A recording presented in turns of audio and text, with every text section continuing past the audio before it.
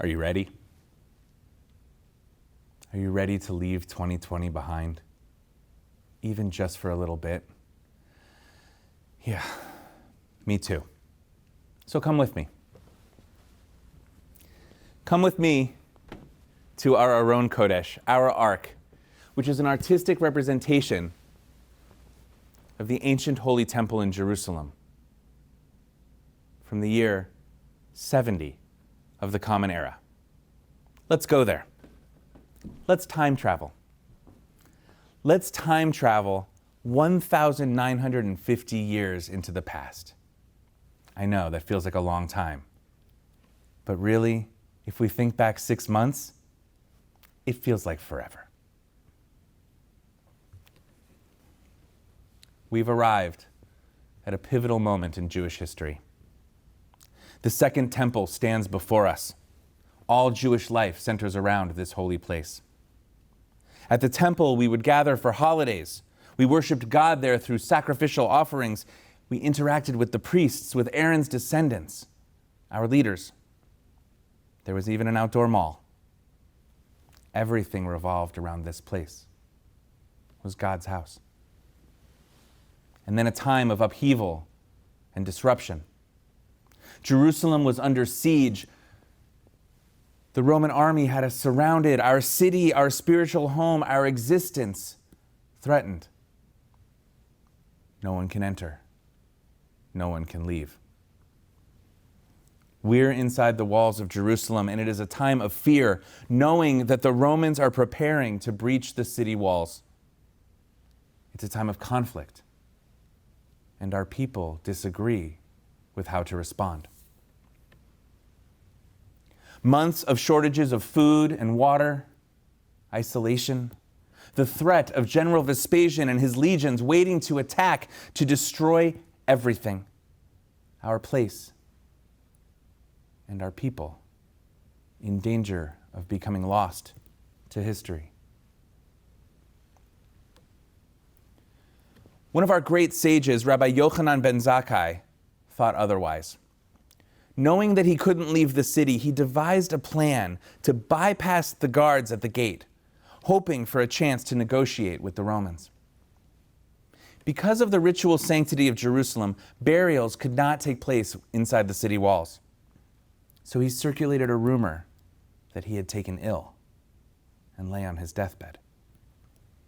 Then his students spread the rumor that he had died. The trick was, he was alive and well inside the coffin that his students carried through the gates of the walled city. Genius. The burial party passed the Israelite guards, the Roman line of soldiers, and went into the Roman camp towards Vespasian. Rabbi Yochanan emerged from the coffin and greeted the general, Shlama alach malka, Shlama alach malka. Peace be upon you, king. Peace be upon you, O king. Vespasian was furious. He was not the king. How dare this man disrespect the actual Roman emperor by calling General Vespasian king? Yochanan soothed him by telling him of a prophecy that Jerusalem was to be conquered by a king. So he mused, since Vespasian was about to take the city, he must be a king. Just then, a Roman messenger arrived announcing the death of the emperor and that the Roman Senate had decided that Vespasian would sit in his place. Vespasian, amazed by this turn of events, rewarded Rabbi Yochanan. As I leave to return to Rome, he said, I will allow you one request. One wish I will grant. Rabbi Yochanan knew that Jerusalem and the temple were going to be destroyed. He saw that Jewish life would be decimated, that thousands of people, his own people, would be dislocated. Could he stop this? No. Could he look into the future and bring about a rebirth, rising from the ashes of the coming horror? Yes. And so he replied, Tain li Yavna v'chochamecha. Give me Yavna and its scholars. And as promised, Vespasian made it so. And soon after, on the 9th day of Av in the year 70, the temple in Jerusalem was destroyed. And Rabbi Yochanan and a group of scholars with their families headed to Yavna, a small town in the north of Israel, establishing there a new center for Jewish life. The decades that followed are arguably the single most creative and influential period in the history of the Jewish people. In the wake of the shattering of Jewish life as it was known and the uncertainty of what the future would hold, came innovation and new traditions that would set the stage for the next 2,000 years. We'll return to Yavna in a few moments. But first, let's stay out of 2020 a bit longer. Come with me to the year 1905, to the Russian shtetl of Anatevka. You know the place. Life there is as precarious as a fiddler on the roof. You know Tevye, one of the most iconic Jews to have ever been, the one who helps us understand tradition. At the beginning of Fiddler on the Roof, Tevye teaches us this. Because of our traditions, we've kept our balance for many years. We have traditions for everything: how to sleep, how to eat, how to work, how to wear clothes. These show our constant devotion to God. You may ask, how did these traditions get started? I'll tell you, says Tevye. I don't know. He may not know, but we do. The papas, the mamas, the daughters, and the sons, they all lived Jewish lives. And all of it came from Rabbi Yochanan ben Zakkai establishing the Jewish community at Yavna all those thousands of years ago. At Yavna, our sages began work on the Mishnah, the first collection of Jewish oral traditions. The first major work of rabbinic literature, taking our Torah and figuring out how to apply it to that moment. A moment without the temple in Jerusalem. A moment where the priesthood was no more. The Mishnah holds the blueprint of the Jewish practices that we observe today. Some examples. The Torah service we just had. A ceremony devised in the Mishnah. The lighting of candles on Shabbat and holidays, brought forth by the Mishnah. Kiddush, Havdalah, Hamotzi, you name a Jewish practice, and the likelihood of it having roots in the Mishnah, very high. This was a time of reimagination and of innovation, of seeking holiness in a new era and a new place. We can't offer sacrifices anymore? Okay. We'll turn prayer and good deeds into the equivalent of sacrifice. No more temple in Jerusalem? Okay. Our synagogues and houses of study will become the centers of Jewish life. No more priests leading the people of Israel? Okay. Rabbis. Rabbis who will rise up through study, not through their family line, will create new models for Jewish living. And Jewish life can flourish anywhere, anytime. Through a mixture of tradition and innovation, a time of upheaval and uncertainty saw Judaism transform and thrive. Our world today doesn't feel so different from the world of Yochanan ben Zakkai.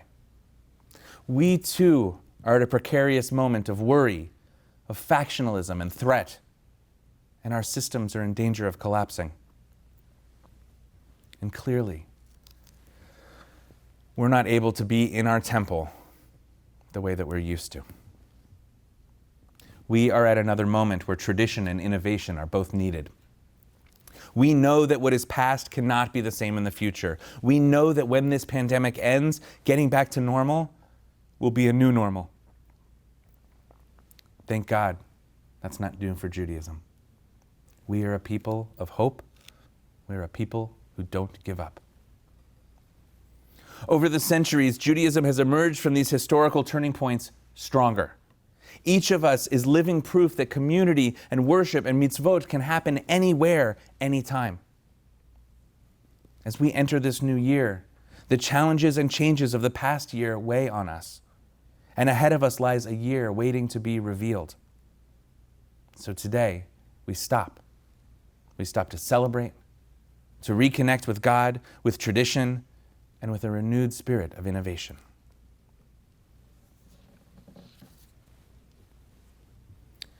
I believe that there's always something new to learn from everything. And this is a very Jewish concept. I'd like to tell you about what is called a chiddush. It comes from the Hebrew word chadash, meaning new. In short, a chidush, is a new addition to the accumulated knowledge of the generations.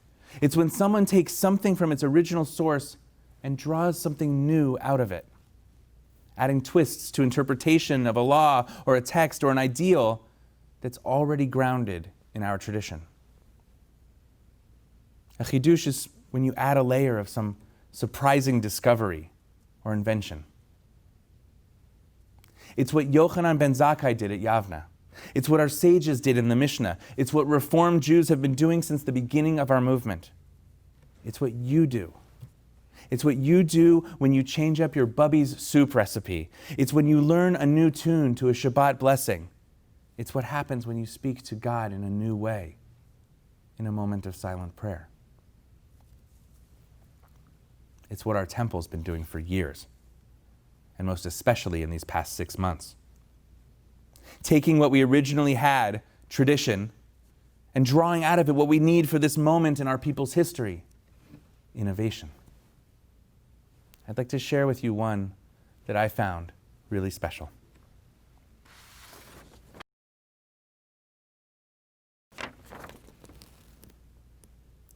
This is Gabe Yamada. Gabe Yamada became bar mitzvah in August.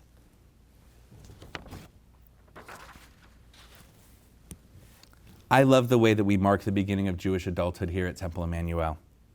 Our kids are prepared to lead the whole service, to be our teachers of Torah, and of course to chant from our sacred scroll. It's so powerful to witness the culmination of years of study.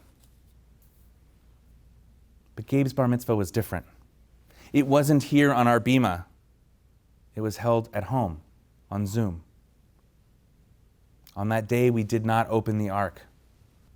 On that day, one of our very own Torahs rested on the dining room table at his house. And he read his Torah portion beautifully.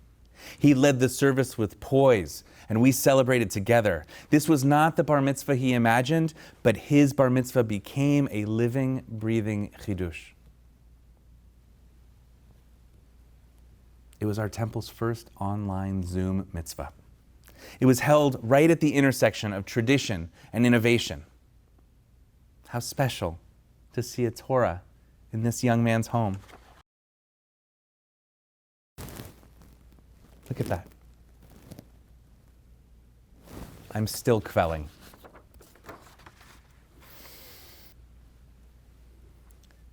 There's no denying the uncertainty, the loss, the fear, and the distance of these past months. And as unprecedented as things may feel, we've been through things like this before. Judaism has thrived and flourished through times of challenge. Look at what's happening in the Jewish world. Take a step back. See what's happening just here in your temple. Those painted rocks in your gift bags, the drive-through sukkah that we're building. There's a rebirth, a renaissance of Jewish life upon us. This is our Yavna. This is our time of reimagining rituals. This is our chance for chidush.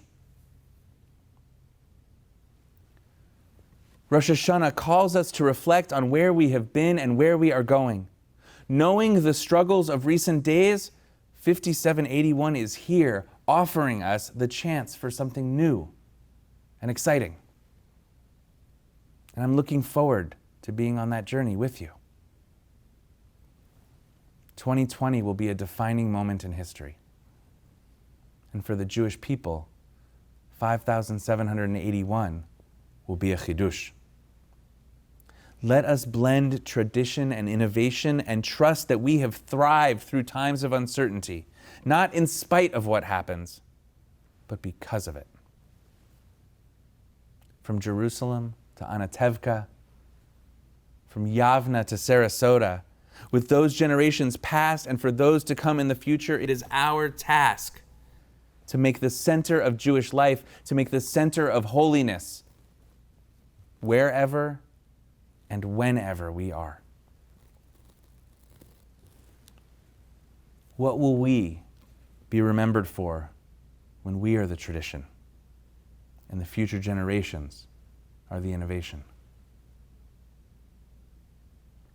May God bless us all with the year of Chidush and with health. Shabbat Shalom and Shana Tova.